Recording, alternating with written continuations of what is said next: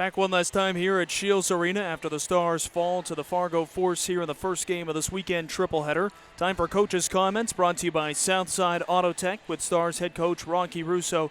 And Rocky, just simply put, probably just one here to move the page on and transition to tomorrow. What's the biggest message to the team for tomorrow? You know what? It's not. There is no message. There is no message. The message has been delivered over and over and over again.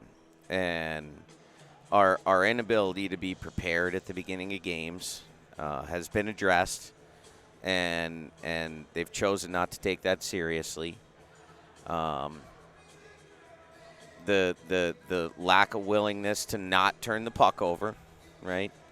Because the turnovers that we had early on in the game were choice turnovers. They weren't hard forced turnovers. They were choice turnovers. And I told the guys that they're having a historic season. They're a historic team in the USHL. It's been over a decade since somebody's done what they've done. And for us to come in here and feel like we can play loose with the puck is downright laughable. And, you know, it's our job to prepare them. They saw what happens on video during pre-scout. There was communication about exactly what happened tonight in practice the last 2 days. It's an execution thing, and it's a willingness to play boring hockey, to advance the puck, to put it in spaces that's not going to create odd man rushes, to do little things, to put your stick on the ice, put the thing that you have to play the game with on the ice. It's very simple, and we have guys that don't want to do that. So when you play a team as structured and as disciplined and as talented as Fargo is, and you play the way we played tonight, you get beat 9-1, and we deserved every bit of it. With this happening to start the weekend, it gives you a lot of time. You guys have bounced back so well this year. It gives you another chance to look at stuff, and it gives the guys a chance to live it as well. Not that there's a benefit to ever losing like this, but in a way, it's a good thing you've got these 2 games the next 2 days. You know what, Joel? A loss is a loss. It's 2 points. You know, I'm not going to get wrapped up in how bad we lost. I mean, we deserved it. We got our butts kicked tonight by a better hockey team. And if we play the same way tomorrow, we'll get our butts kicked again.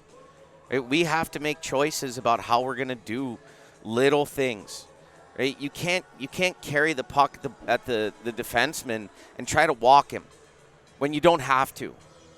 You have to be invested in what's best for the team, not what's best for the individual. And when you try to walk a guy and you turn it over and it ends up in your net 5 seconds later, that's your fault.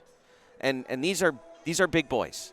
Okay, they're not kids. They're playing in the highest level of junior hockey in the United States. And so there needs to be accountability for their effort, for their choices, for their decisions. And there's a reason that one of our players did not touch the ice again the rest of the night, because he chooses to not make those decisions. I hope he learns from it. I do, because he's a talented player. But at the end of the day, if you can't play the way that's best for the team, you can't play.